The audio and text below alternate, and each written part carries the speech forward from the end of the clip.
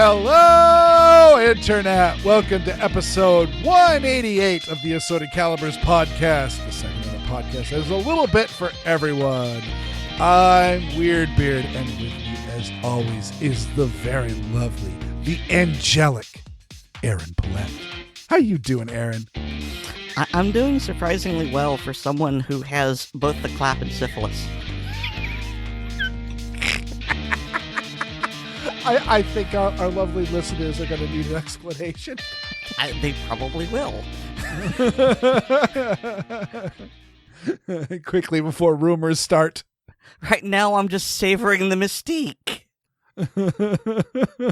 So, last week, I told the people in the podcast that Valentine's Day is kind of rough for me because I'm, forever alone. And I would like for the day not to suck as much as it usually does. And so if they could send me just a little something, I would appreciate it. I specifically stated that it didn't have to be a present. I was literally just thinking like a Valentine or something. And I did specifically call it a VD Day, both because VD for Valentine's Day and also it's the day for Rumpy Pumpy. So I was just being clever. And so I got packages from Weer'd and Oddball and David. And if I may interject a brief moment, you mentioned these all arrived a couple days ago, and you said, well, I knew that they were small and they felt plush, and I just figured you were sending me ponies because that's what you do. Mm-hmm. But I was wrong. Well, you were also concerned that we might have accidentally sent you the same thing, so you might have sent you duplicate items. Uh-huh. And I'm like, no. You're like, well, you say that like you know. They're like, almost like there's a conspiracy. And so I don't remember if it was you or Oddball, but one of you gave me the plush microbe for the clap. And the other one of you gave me the plush microbe for syphilis. I believe it's syphilis. The what's the thing here say? It's just called. Oh yeah, it says the pox, but then there's syphilis next to it. And then David gave me a plush white blood cell to help fight these diseases. So. There you go. Also, completely unrelated, but I also want to thank Xander, who sent me a little toy pony. It's not one that I know. It's a background pony, but yay, another pony for my collection. So yeah. This weekend or today actually, I got syphilis in the clap. Yes, you did. And they're snobbing and snuggly, and you can take them to bed with you.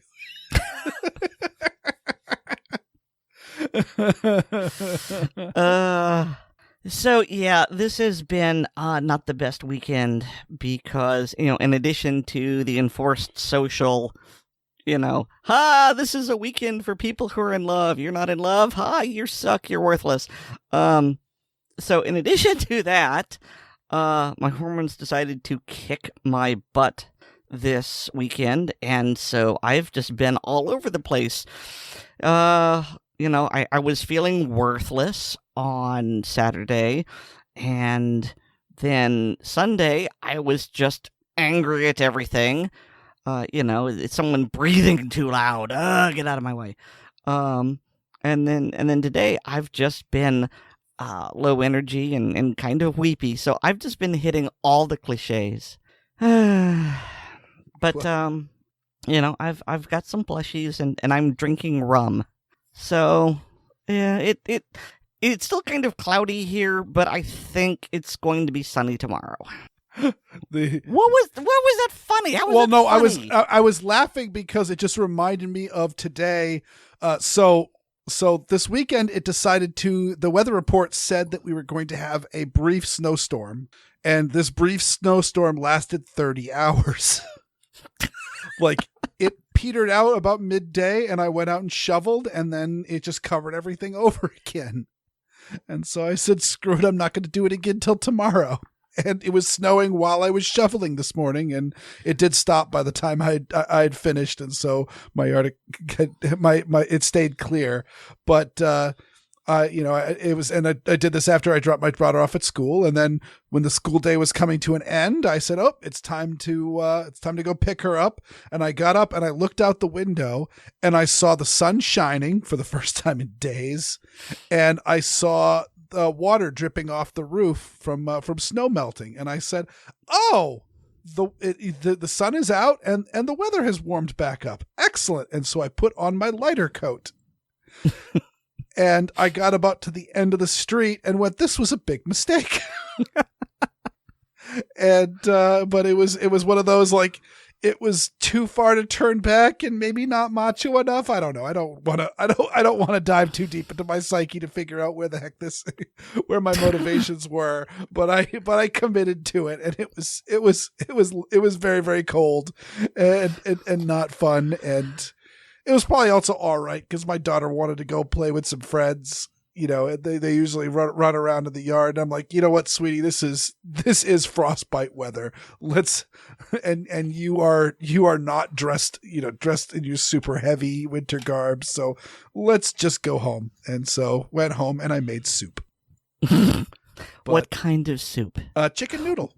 Oh, actually, technically, chicken alphabet, because you can actually buy alphabet noodles in the pasta aisle, or at least you used to be able to. Right now, the pasta aisle in my grocery store is a stark wasteland. See, I was just expecting clam chowder. Oh, yeah, I don't like clam chowder. It's not really. Yeah, I get it. It's a very traditional New England thing, but also New England food sucks. So no, it was a chicken noodle. I like clam chowder. Yeah. What color are we talking? See, you say that like there are choices, and I didn't know that. There are. What color? I just get. I think it's Campbell's or whatever, where it's sort of a dirty white. Mm-hmm. Okay. Yep. There are two clam chowders. There is New England clam chowder, which is what you are describing, and there is New York clam chowder, which is tomato based and I think spicy. Okay. I didn't know that. Yep. No, I dated a girl from New Jersey, and I went down. I am so sorry.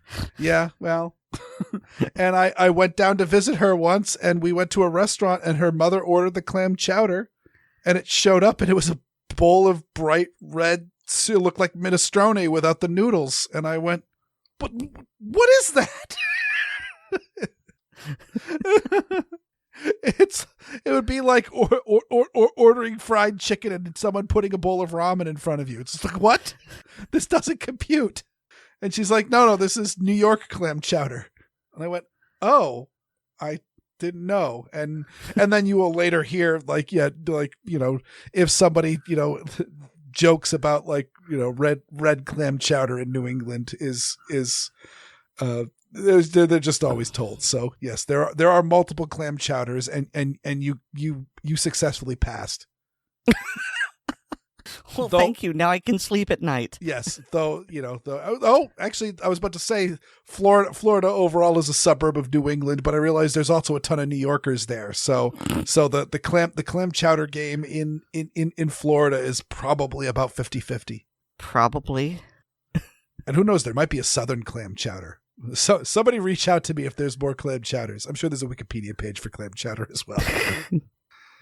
I just get my stuff from the can. Yes.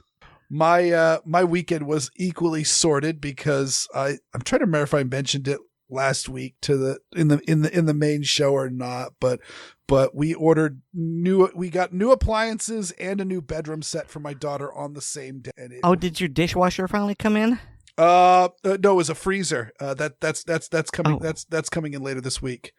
But my oven's in. That was the big thing. But yeah, so my daughter had to have her entire bedroom disassembled so that we could build the new one. And And so essentially my wife, my wife was just using it. Work has been kicking her butt. And so she has been assembling this bedroom set as like her moment of zen. That is her moment of clarity. She clears her mind and builds furniture. And she got that thing together really, really nicely. It's by Wayfair and the quality is amazing. So I highly recommend, though note that they will say they will schedule a delivery time and then they'll just give it to you whenever they feel like it.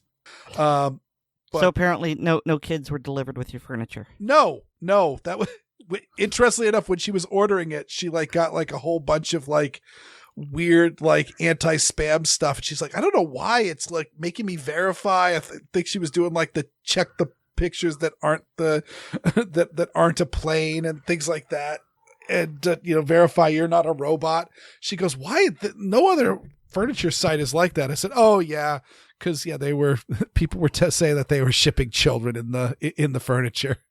I mean, I'm not saying they were either. What I will say is, based upon the evidence presented, it's like, that's creepy. Mm-hmm. I can understand why people thought that, is what I'm getting at. Yes. But the no, I did not get any. I have all the same number of children I started with, and but yeah. So finally, we built it up, and my wife was like, "Awesome, your bedroom is together. Now we are going to put everything away." And you are going to put a bunch of your stuff away because it's your bedroom. And war ensued. Peace was never an option. And so we have my extra stubborn daughter and the wife that she inherited the stubbornness from. And they were just butting heads all weekend, and it sucked. And then furthermore, we had some furniture that my mother-in-law wanted, and so we had to move the furniture as well. It just everything took like so much longer than it needed to. But that is over, and it is a new day. And despite today being Monday, not too bad. So we'll look forward to that. So Aaron, can we start the comedy section of the show? Sure. How do you disappoint a libertarian with just one lepo? I don't know, Aaron. You did it wrong. Who's there? No. You're supposed to say, what's a lepo? Oh, what's a lepo? Oh, boy.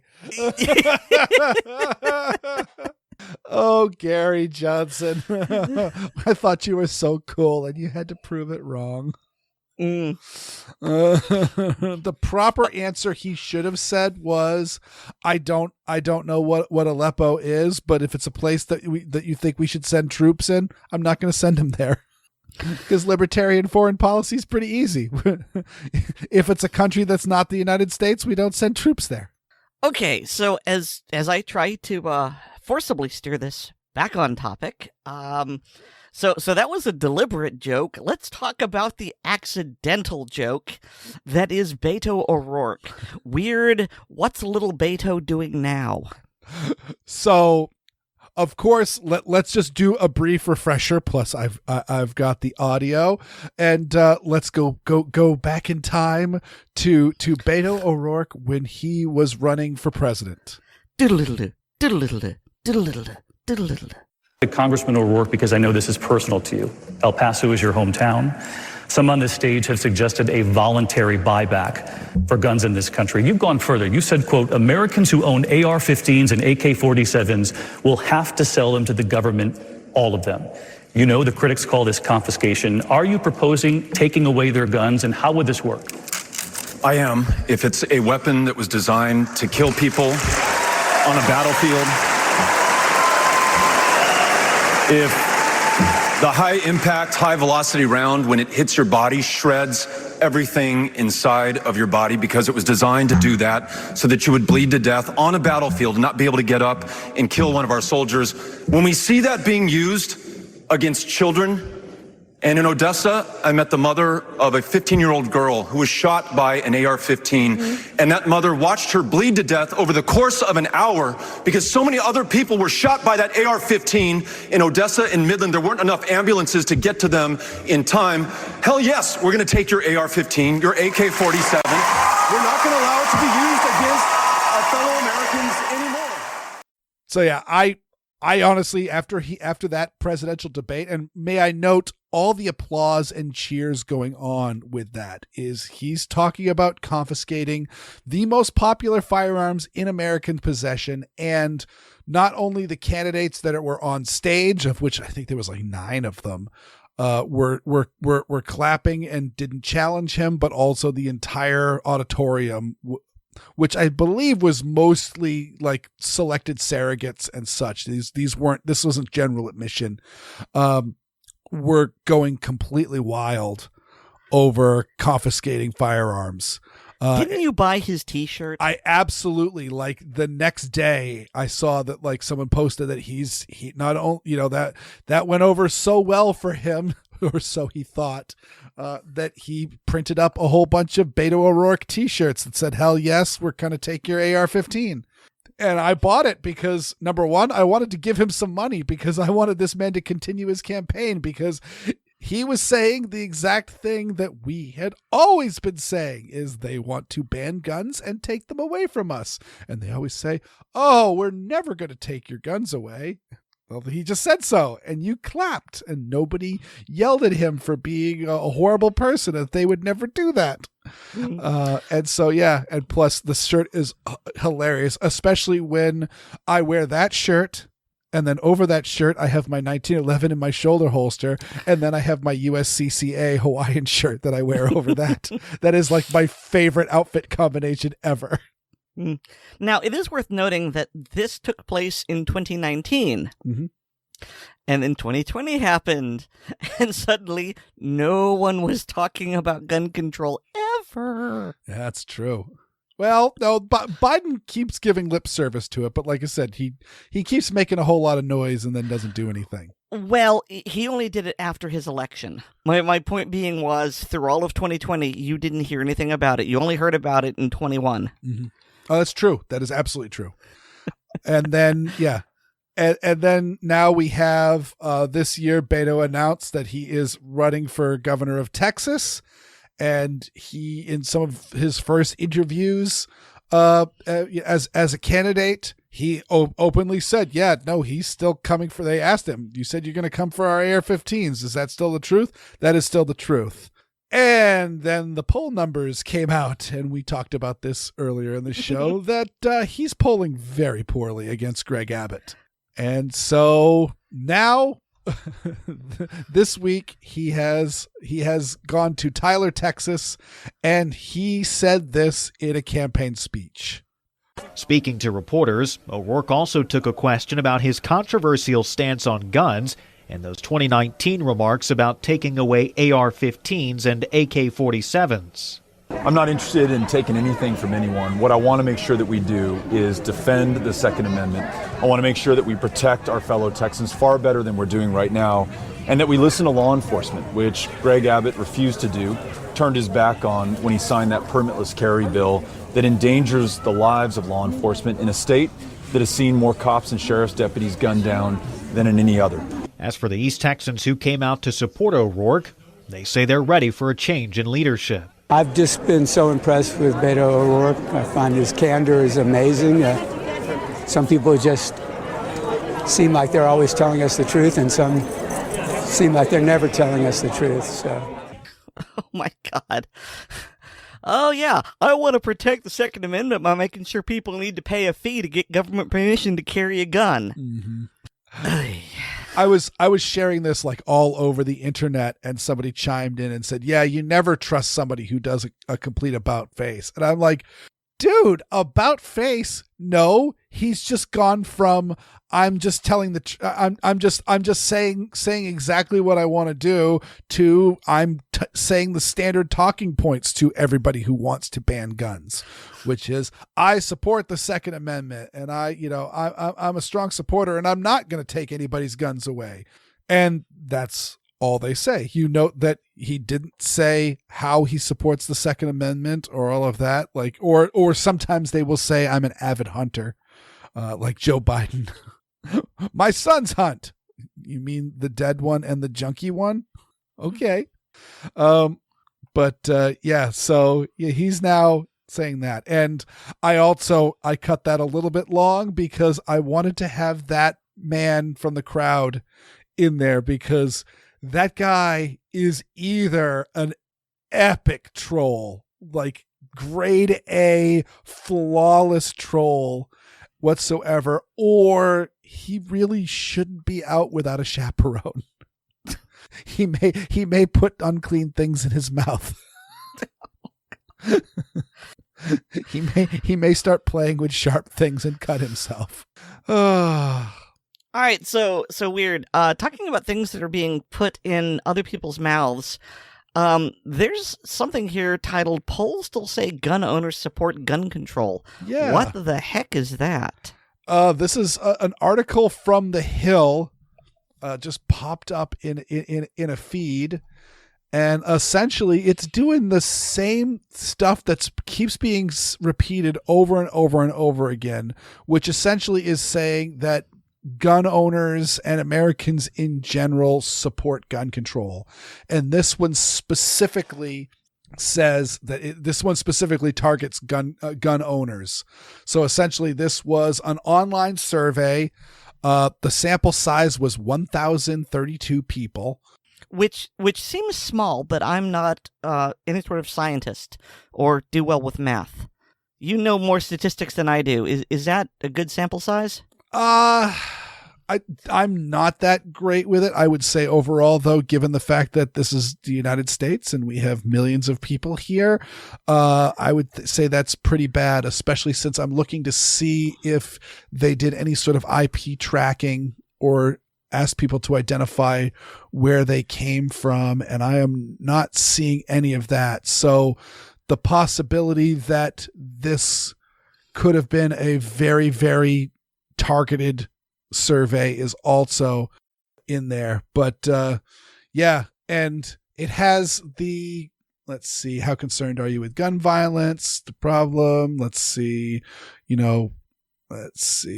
reason for owning guns.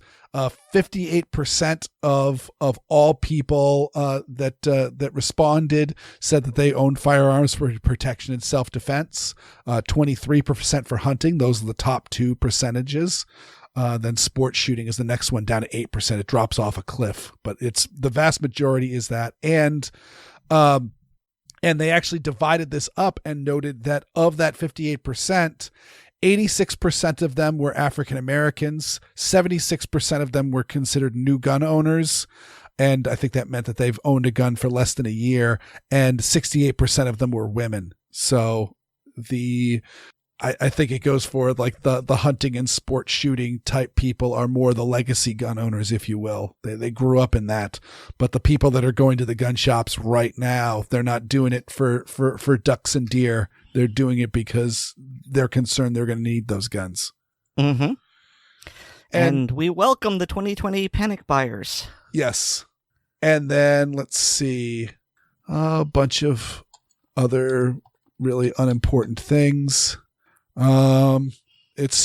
have one question is the Second Amendment absolute, or can the government regulate some aspects of gun ownership? Super duper vague. So it's one of those things what does that even mean? Which is really my big takeaway from reading this, is that it is super duper duper vague, which actually gets into the big aspect. Let's see. Well, I'll read this one question just because I'm scrolling through. Do you favor or oppose requiring gun owners to safely lock their guns in a gun safe or equip them with a trigger lock? 76 in favor, 21% opposed. There's just a bunch of questions that are fairly vague.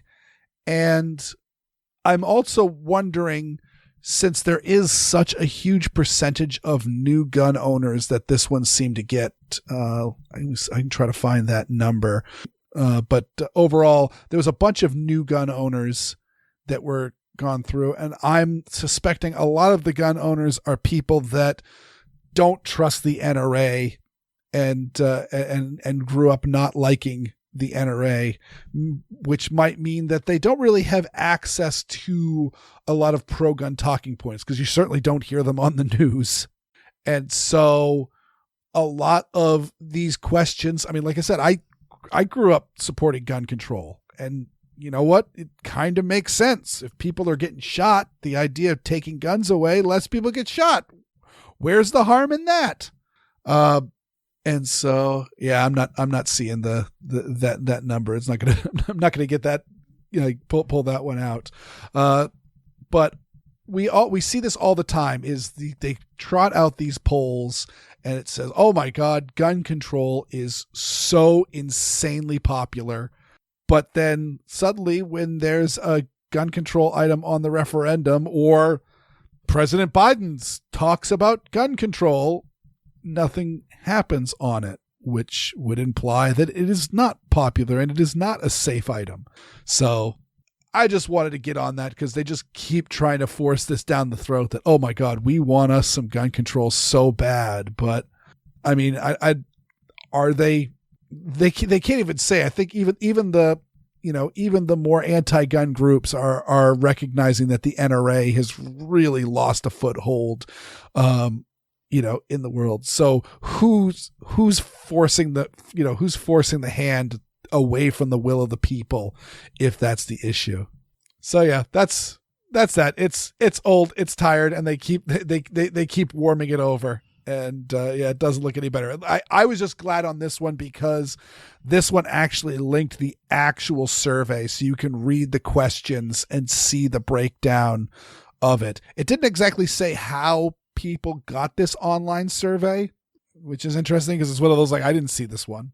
So I don't really know how this survey was distributed. And it's certainly, like I just said, I looked over it and I couldn't see where it was distributed. So, if this was going through, areas that were more friendly to gun control, or areas that had a lot of gun control, people that grow up in a lot of gun control don't necessarily think that it's weird.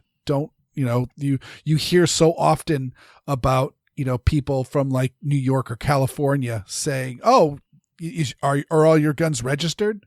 And if you live in pretty much everywhere else in the United States, you're like, I couldn't register my guns if I wanted to. I mean, I guess I could send the warranty card into the manufacturer, but there is no registry in Tennessee or Florida, and it's expressly illegal, for the overall U.S. government. And so, who knows? It is a problematic study, and it's also not anything that I am worried about. So here's one more interesting study or story. This is the title: A judge ordered the U.S. to pay $230 million to victims of a Texas church massacre.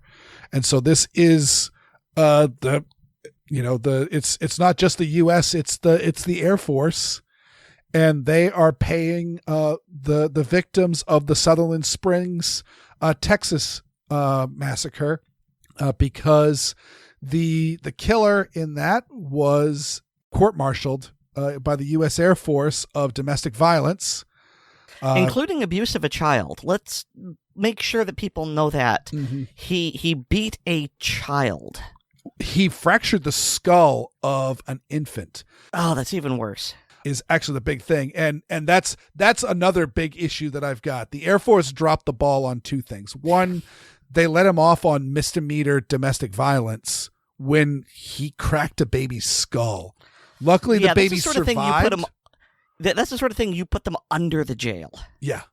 Yeah. The baby survived, but it's one of those things of you crack anybody's skull, they're going to be fighting for their life. And so why that wasn't attempted murder, I have no idea why they didn't throw more at him. But then not only once they booted him out of the Air Force, they then at no point, even though they had multiple opportunities, reported this court-martial to the FBI, who maintains the NICS database. Even though they were required to by law. Mm-hmm. Yep, there's been several laws passed, over the years. The one that I can definitely remember off the top, there was one after this killing that was further made it further incentivized for states and entities to report people who have put themselves on the prohibited person list. But there was also after the shooting in Blacksburg, Virginia, at the Virginia Tech shooting, they put further more force behind it, because that person was also that person was not a prohibited person at all, because they were determined by the judge to be a danger to themselves and others, and then he sentenced him to voluntary mental health treatment. He was a ticking time bomb, but he could choose to fix that at his leisure or not at his leisure, and he elected to not seek any help but kill a whole bunch of his fellow college students. And yeah, so this has gone through. It's good to see some responsibility being doled out for this. It being the U.S. Air Force, I am not as pleased as if it was, say, a police department doing it, only because police departments have much smaller budgets and are not as massive an entity as a branch of the U.S. Armed Forces. And the U.S. Armed Forces are so well known for their budgetary thrift. This also led to me, I actually heard this through Stephen Gutowski on the Reload podcast, mentioned this, and I hadn't even heard this. I don't know if you had heard this, but there was a similar settlement done by the FBI for the families of the Parkland shooting. Had you heard about this, Aaron? I don't think so, but at this point, it's hard for me to remember if I heard about it beforehand or if I'm just remembering reading about it for tonight. Yeah. I don't think I had, but I'm not certain. Because I'm drinking rum. Yeah, this went through in November of 2021, and so this also happened here. And again, I talk about this almost every week. This is an exact example of why we don't need more gun control, because the police were informed, the FBI was informed that this guy wanted to kill people at his school, and he was escalating his violent behavior. He was a domestic abuser. He had harmed his mother on multiple occasions and been arrested for it, but never charged. And the school itself had put like all sorts of restrictions on them because the school feared he was violent. And nothing happened until he went and started killing people. But somehow this is a call for more gun control. If only we had more gun control laws, this would have never happened. I also wanted to post this to put a little bit of stink on Manuel Oliver, the man who runs the Change the Ref group and works very, very closely with Michael Bloomberg's March for Our Lives political group. He is always running around calling for more gun control and specifically blaming the NRA. He's got a real bug up his rear for the NRA. Like, he mailed them gingerbread cookies that had X's for eyes, and had mailed I think 32,000 gingerbread cookies with X's for eyes for the NRA, indicating that those were the dead bodies of the people, and the NRA was somehow responsible for this. And I realized that, hey, he's called for gun control and he's still calling for gun control. And yet he took money from the FBI for their wrongdoing in his son's death. And yet he has never spoken out against police inaction and police incompetence that was the core of the Parkland shooting, in my opinion. Yeah, I think for this podcast, I'm just going to be a lot of sip. Well, let's let us segue into even more government incompetence. I found another Jon Stewart clip, and this time he interviews former ATF agent. Also, he's a former nominee for the ATF director, but he is a current anti-gun lobbyist, David Chipman.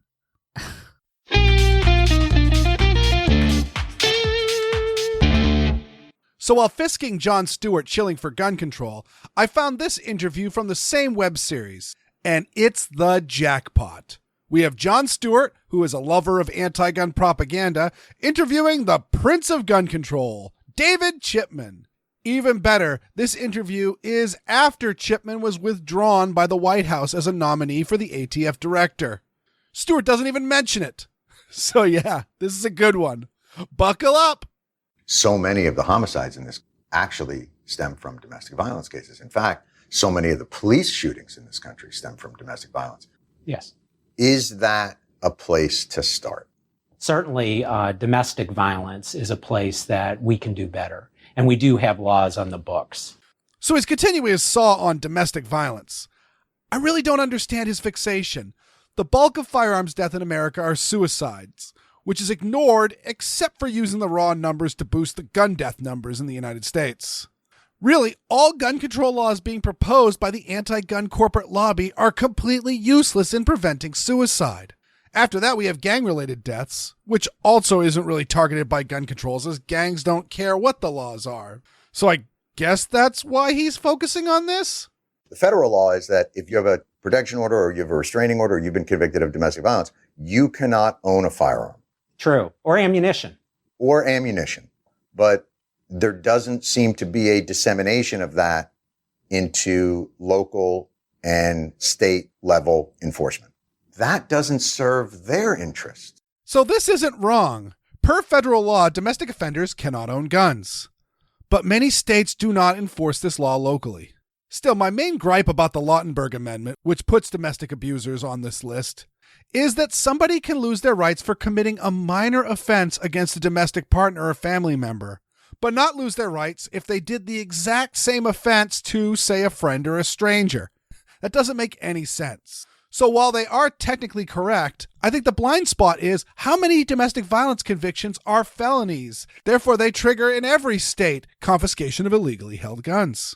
A lot of the obstacles are cultural. Cops today view themselves as warriors who are at battle against evil in society. Mm-hmm. And so they see themselves as crime solvers, or I'm going to come to some situation that already went really bad and clean up the mess. To really be effective in domestic violence, you want crime preventers.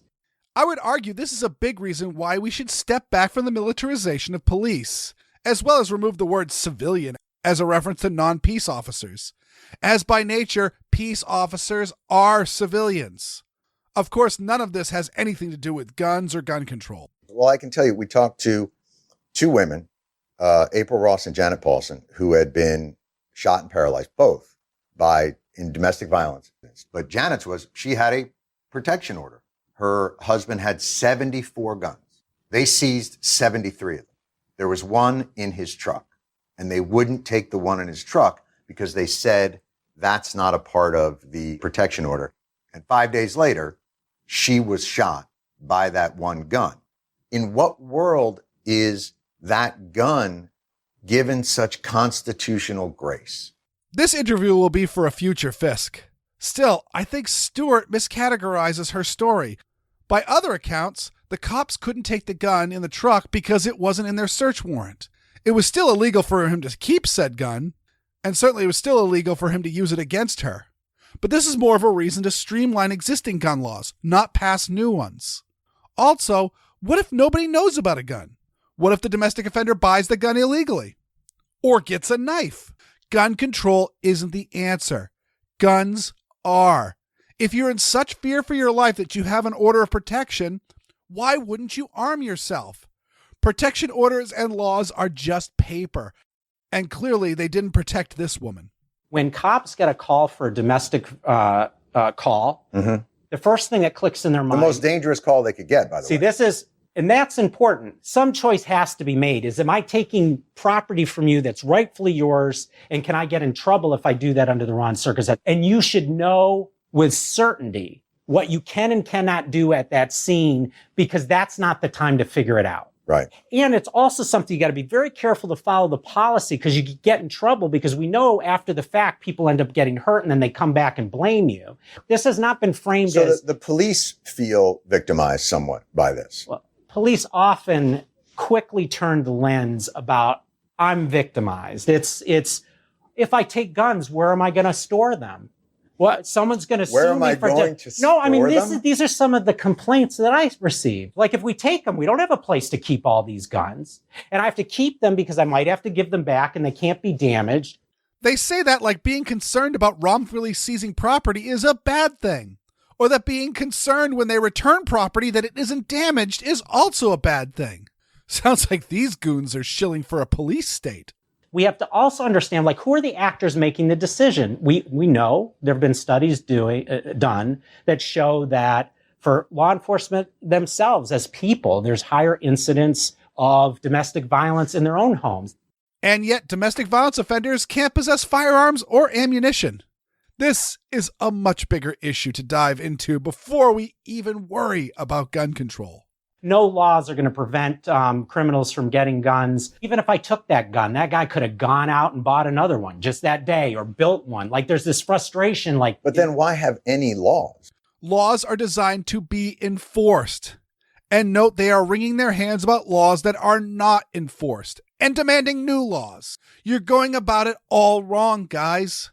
Every year, over 10,000 Americans go into a licensed gun dealer and they lie on the federal form, committing a federal felony that will put them in jail for 5 years because they've already been convicted of a misdemeanor crime of domestic violence, or they're currently on a restraining order. No one does anything. How many people? Over 10,000 a year.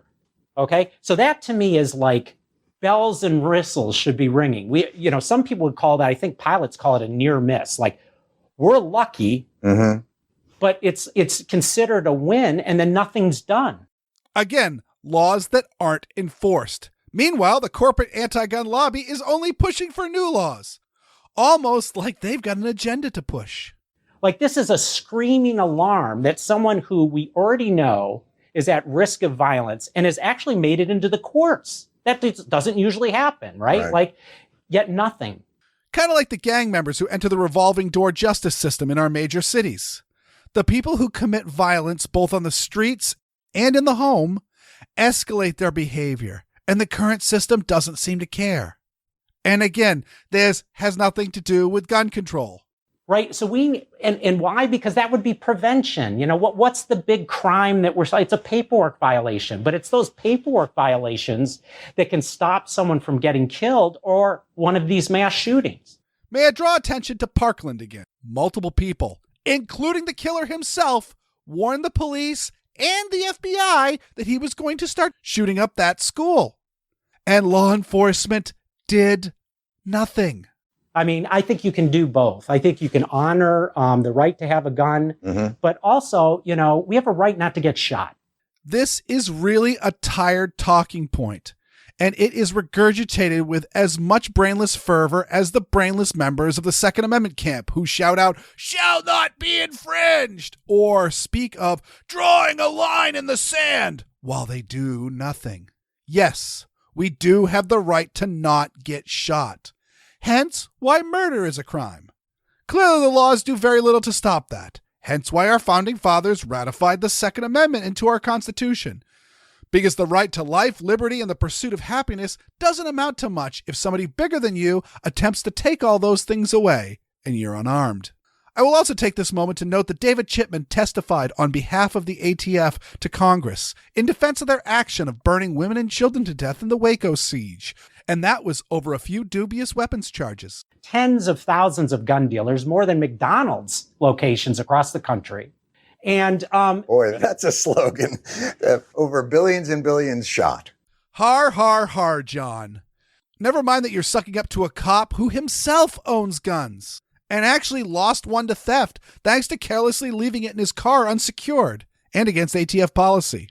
The idea that gun shops equal death is just ham-handed and myopic. If you ignore all the good things guns do, is there any surprise that these goons love gun control? Also, I would be remiss not to clarify that just because somebody owns an FFL doesn't mean they're selling guns. Even if they limit the licenses to 01 FFLs, the standard license for gun shops, these licenses are frequently held by people who make holsters and accessories, as it makes it easier for them to get guns as test models. Gunsmiths find it easier to do business when they can ship and receive guns as an FFL. Further, I hold an 03 FFL, which is a collector's license, and to sell guns off that license for anything but enhancing my collection is against the terms of the license. There are licenses for manufacturers as well as importers, all of whom are not selling directly to the public. So we created programs against drunk driving, and the police would set up drunk driving checks on the streets, right? And you could make the argument, well, that's a violation of the Fourth Amendment. And they did make the argument, and it was controversial, but it passed through. Interesting you'd pick a DUI checkpoint as an analogy. Yes, DUI checkpoints are not Fourth Amendment violations per the U.S. Supreme Court. That doesn't mean that decision was right. I mean, technically, the U.S. Supreme Court has ruled that the National Firearms Act is legal as well. But we all know the Continental Army was made up of private citizens, and they had full military arms in private ownership. And there were private citizens who owned full-on warships at the time of the ratification of the Bill of Rights. So the idea that I can't just own an M4 carbine or even a breaching shotgun without the government's blessing is patently absurd. Also, check the show notes. Not only are DUI checkpoints a Fourth Amendment violation, but they're also garbage for catching drunk drivers. So no, I don't want DUI checkpoints any more than I want gun control. We have plenty we can do with the laws on the books now. The first thing I ask is, would you have taken the same action as a law enforcement if that woman was your sister?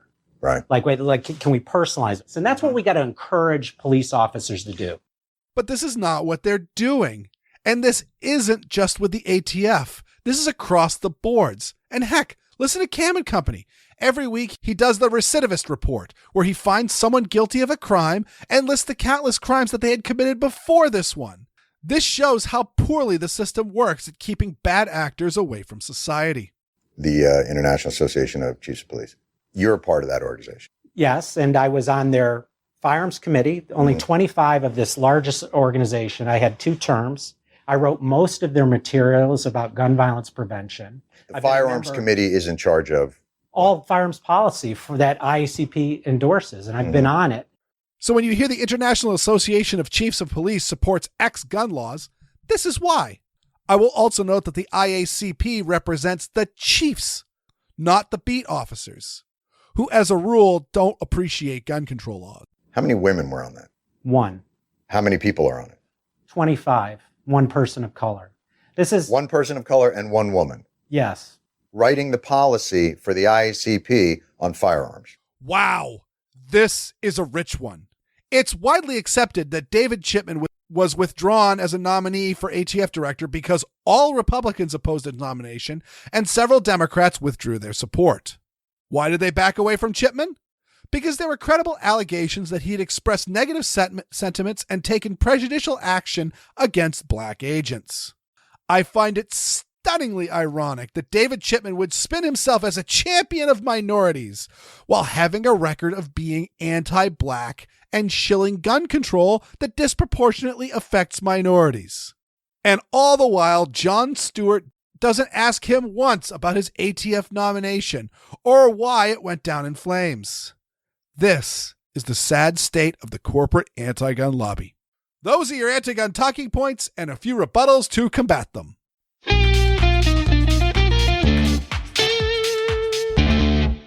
Okay, Weer'd. First of all, how dare you make me listen to not 1, but 2 of these idiots with my own ears? I mean, I also was part of it, so it's 3. Yeah, but I'm kind of used to listening to you at this point. I mean, and I will say it was definitely at least a little bit of the last one was I felt Jon Stewart was being fairly funny in that, and this one was like deadly serious, but at the same time, like, not even talking at all about the fact that, hey, like, why are you talking to this guy? Why is it? He's a C-list lobbyist for for a lesser known anti-gun group. Why would you talk to this guy? Oh, wait, he's been on the national stage and a household name very recently because President Biden nominated him for the ATF director position. And then he didn't even get a vote. He just got withdrawn. Why? Why not? Like, just, it wasn't even mentioned. Like, even the fact that he was a nominee for the ATF director wasn't even mentioned in the whole interview because they know. I mean, I have to wonder if that was just professional courtesy or if that was maybe a stipulation.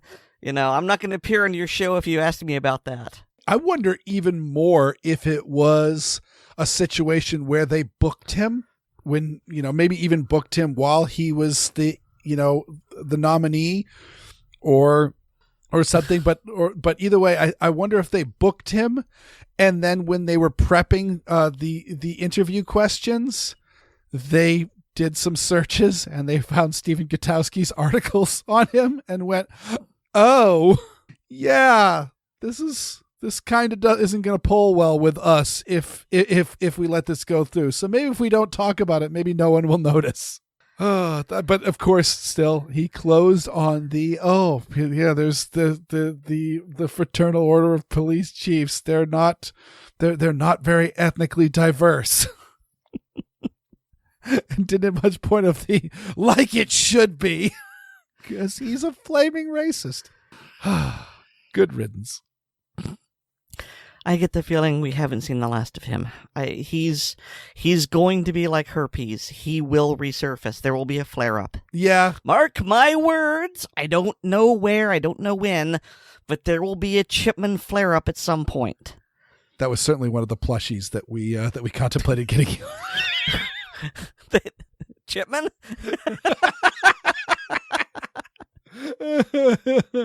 Though herpes is by far the least cute of all of those plushies. Yeah, no, I mean it's I was actually very surprised that I thought that he would be shuffled off by Giffords because, I mean, let's face it, he's not a big thinker and he's not a he's not a charismatic individual, and all they really used him for was an appeal to authority of the, hey, I used to work for the ATF, so therefore I know guns and I know gun laws, so here when I repeat these talking points, they have some authority to them. And then now that he was the nominee and then not the nominee, and so many Democrats had said, no, I'm not voting for this guy. Like, he seriously tried to torpedo the career of a black agent because of several black agents because he decided they were quitting just cheating because they did well. Okay, but Gifford, he's still making speeches for Giffords and openly working for them. So yeah, they're certainly doubling down. So we will see where this goes. Changing topics entirely. In this week's episode, David gets groovy. Lands and groovesy, that is.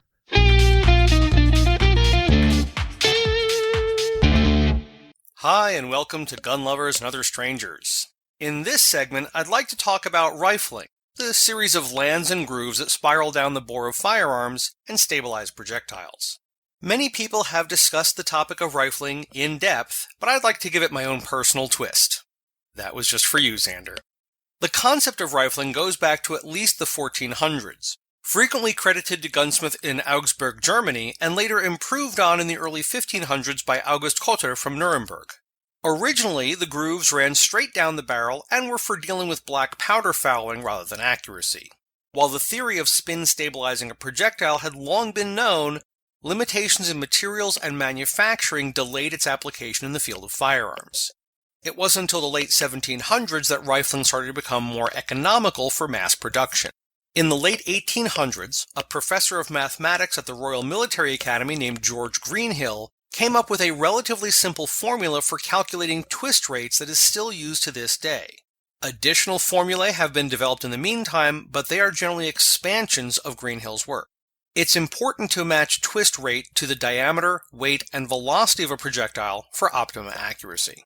There are several different types of rifling that have been used throughout history. Some have gone in and out of style, while others have either remained constant or disappeared from use. The most common rifling we're familiar with today is a series of square-edged cuts spiraling down the barrel. The raised portions, which are bore diameter, are called lands, and the recessed cuts are called grooves. This is often referred to as Ballard rifling.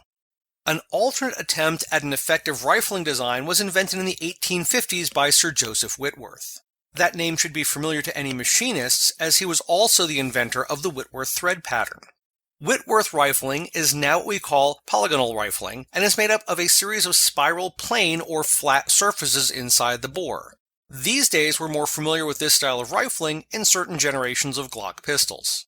Another rifling that dates back to before the Civil War is called gain twist or progressive rifling. In this design, the rifling starts out with a slow twist that gradually increases as it progresses through the bore. The idea here is to reduce the sudden pressure jump from the bullet entering the rifling from the chamber. This enables barrels to be built lighter, but the rifling process is more complicated and therefore expensive. Gain twist rifling has been used primarily in military applications, such as the Italian Carcano Modello 1891 rifle, and currently in the GAU-8 Avenger cannon on the A-10 Warthog. More recently, in 1953, Marlin Firearms applied to patent a rifling concept they called Microgroove. The general concept of Microgroove rifling is a considerably larger number of thinner lands and shallower grooves. This is claimed to both reduce manufacturing costs and fouling in barrels. Traditional Ballard rifling generally has somewhere between 2 and 8 lands and grooves. Microgroove has 16. There have been other types of rifling throughout the years, but these are the main types likely to be encountered. There have also been a variety of rifling manufacturing techniques employed over the years. Single-cut rifling, as the name implies, uses a tool called a hook cutter to cut one groove at a time and is one of the oldest methods of manufacture. Each time the cutter is pulled down the barrel, it only removes a small amount of the final depth sequentially from each groove. The cutter is adjusted for a deeper cut after each pass through the barrel. This method is more time-consuming and expensive, but is still in use for manufacturing some high-end precision barrels. Broach cut is currently the most common production rifling method and cuts multiple grooves simultaneously. In this process, a series of cutting discs are passed through the barrel, either in sequential operations or with a single multi-disc tool called a gang broach. As with single-cut rifling, each disc cuts slightly deeper grooves. A variation of the broach method is called button rifling. In this process, a tapered hardened metal tool with a negative impression of the rifling is pushed or pulled through a barrel blank and either cuts or swages the rifling in a single pass. Due to the forces involved, the barrel must be stress-relieved after button rifling to reduce the likelihood of warping or splitting during use. Hammer forging was developed by Germany for mass production of barrels prior to World War II. This technique involves a hardened mandrel that is slightly longer than the final full length of the barrel. Once the mandrel is inserted into the barrel blank, a series of hydraulic hammers form the barrel to its final exterior dimensions, while simultaneously impressing the rifling from the mandrel into the bore. As with button rifling, the barrel must be stress-relieved after hammer forging to prevent failure or deformation when fired. This technique can produce incredibly consistent and accurate barrels. Most of the larger European manufacturers use this method for at least some of their barrels. One of the more modern techniques is called flow forming. In this process, a metal blank is placed on a hardened mandrel. The metal blank is significantly shorter and thicker than the final barrel dimensions. The outside of the mandrel, like those used in button or hammer-forged rifling, has a negative image of the rifling. Hardened rollers then apply pressure to the outside of the blank, causing the metal to elongate and compress. This simultaneously forms the barrel profile and takes on an impression of the rifling from the mandrel. This process can produce exceptional barrels, and while less expensive than hammer forging equipment, flow forming setups still cost more than many other barrel manufacturing methods.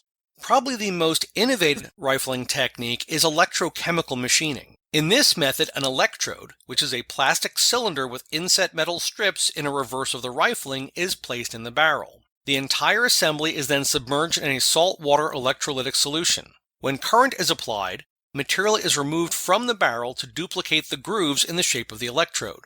One of the major benefits of this process is that it enables the home hobbyist to rifle their own barrels from blanks with a 3D printed mandrel.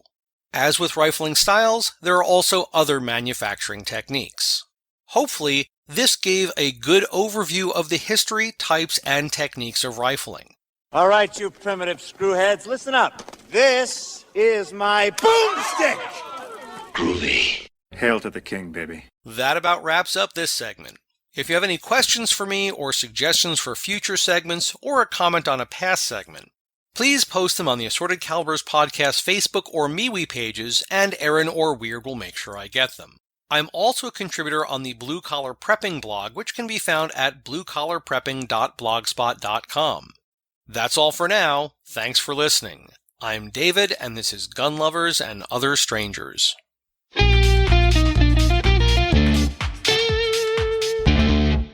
Thank you, David, for keeping the puns to a dull roar. I will say in the back channels, David and Xander have created toxic levels of rifle puns in my presence. Those two boys, they ain't right. Also, an interesting statement. He was talking about the Microgroove rifling. You know, this is anecdotal, but I have two guns that have Microgroove rifling, and I consider them extremely accurate. And they're also guns that I got for a song. And one. So it's anecdotal that you have these guns? What's the anecdotally here? Oh, just that I find that these two guns are very, very accurate. Is it the Microgroove rifling? Is it the guns themselves, or is it just they fit me well? I don't know. I can't say that it is the barrels that are super accurate, or if it's some other factor.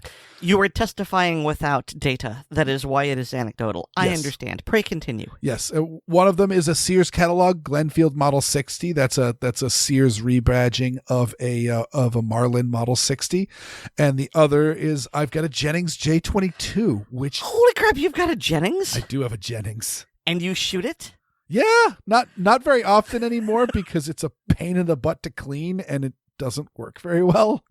But yeah, no, and it is probably the most accurate of all of my pocket pistols. Like if I wanted to shoot for score with a pocket pistol, I would 110% bring the Jennings, because that's interesting, because I mean, don't Jennings have a reputation for being craptastic and potentially dangerous to the user? I don't know about dangerous to the user unless you decided to want to carry one with a round in the chamber, because their safeties are very, very sketchy. But overall, I don't think that they're particularly dangerous, but there's a lot of zinc. It's one of those, when you handle that, you're like, yeah, there's not a lot of real metal in this thing. So are we talking like more or less than a high point? I mean, less, because it's about an eighth of the size of a high point. Well, there you go. But as far as overall construction, there's absolutely more for percentage of it. There's more Zamac in it than a high point, because the slide is all Zamac and the frame is all Zamac, and the parts that are steel in a high point are also steel in the Jennings. You said that one particular name 3 times, 3 different ways. Yes. I'm easily amused tonight. But the gun, after about 1, maybe 2 magazines, and it's got a 7-round magazine, it immediately gets too dirty and starts jamming like crazy, and you can like squirt it with some WD-40 or something and keep it running, kind of.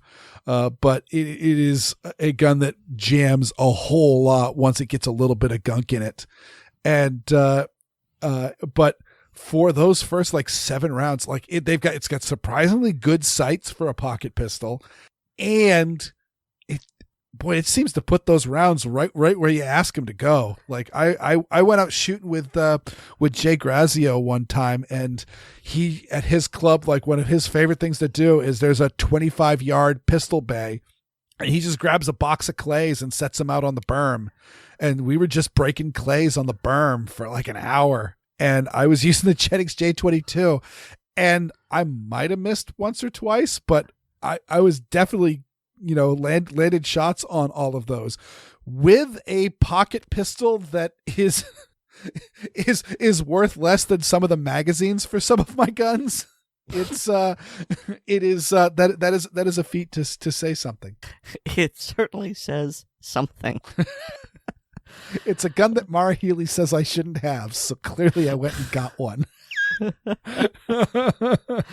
All right, so I have a question here, because David was talking about de-stressing a barrel, and how the heck do you do that? I mean, do you like give it a foot rub and send it to a therapist? How do you remove stress? Yeah, I ended up talking to David just before the show, and here's the quote that he gave me. Generally, it's either by heating the barrel to around 1,100 degrees Fahrenheit and holding it at that temperature for a certain amount of time, determined by the steel type and barrel thickness, etc. Another option is cryogenic treatment, which uses liquid nitrogen to bring the barrel down to around negative 300 F for 24 plus hours. In both cases, the barrel is allowed to gradually return to room temperature. Oh, okay, so you either get it really hot or really cold. Mm-hmm. How does that relieve stress, though? I believe it allows the crystal structure of the steel to change. I know I don't know about the cryogenic at all, but the heat treating, you do the same thing with knife blades, is essentially it allows the metal to the metal doesn't melt, but it does the molecules do have a certain amount of flow to them. And so if there's an area that is stressed, that stress will be allowed, the stress points will be allowed to migrate through and essentially equilibrate. So you kind of, not exactly, but close enough for the analogy, you melt the molecules and they flow around and they evenly distribute. Yes. Yeah. My friend Wally, who you met in Arizona, when he was making AR-15s, he got these blanks from a manufacturer it was an aluminum block, but it was very, very roughly AR-15 shaped. And I asked him about that. I says, wouldn't it be cheaper just to buy the aluminum blocks? And he said, yes, it would be. But he specifically wanted that cut that was the back of the receiver. I don't know what you call it. That angles up to where you would screw in the buffer tube, because he said that specific point, it gets kind of thin and it's prone to cracking. But if it's heat treated after it's been cut in that shape, the stress lines of the metal will flow around that and it will be stronger. Okay, then. I understood all the words. Just not exactly what they were doing. Well, I mean, I have a greatly diminished understanding of the concept, at least for the heat. I don't understand how the cold works, but it's not important. Yeah, I have no idea how the cold works, but clearly it does, because I remember seeing the cryo treated barrels, as a marketing thing at like the NRA annual meeting, when you get to see all like the sales pitch stuff. Are you tired? I'm not like tired, but I'm winding down. Well, you know what? I think we can wind down on the show by thanking each and every one of our listeners. And of course, a very special thanks to all the supporters on Patreon. Thank you so much. You guys keep the lights on. And if you're not a Patreon patron, you can go to patreon.com/Assorted Calibers podcast to sign up. I think it might be worth your while, because you can get early release of the podcast, so you can get this a couple days early. But the big draw, let's be honest, you want more of us. So you can get the blooper reels, which are hilarious. They're just pure shenanigans. You can get the ACP film tracks and dive into the joys of movie geekery with us and watch movies along with us. And there's the ACP Mag Dump, which is a longer format, unscripted show that we do once a month. Also, please remember to rate us on Apple Podcasts, subscribe to us on the platform of your choice, and share the show with your friends, both online and off. You can get more from me at my blog, which is weirdworld.com, and you can hear me weekly on Handgun Radio on the Firearms Radio Network. And Erin Paulette is a big deal, and don't let anyone tell you otherwise. And you can find her at Blue Collar Prepping, BlazingSword.org, and PinkPistols.org. So I am currently drinking a concoction which I call California Kraken. And it's very, very simple. You take 1 portion, jigger, whatever the term is, of Kraken rum. You pour it into a glass. And then you add 1 part of Malibu rum. And so what that does is it lightens up the darkness of the Kraken so that it's not very, deep and intense. But it still feels like you're drinking alcohol as opposed to just drinking the Malibu, which is a very sweet mixer and can really sneak up on you and just kind of makes you feel like you're drinking coconut water. And I really like it. So California Kraken. That's what I drink. And Weer'd, what are you drinking tonight? I have a glass of Tang. Oh, not just any Tang. No, I have off-brand. I have the Stop and Shop brand of tangerine water enhancer. He's drinking generic Tang. Our choices of libation are assorted. And so's our podcast. Good night, everybody. Good night.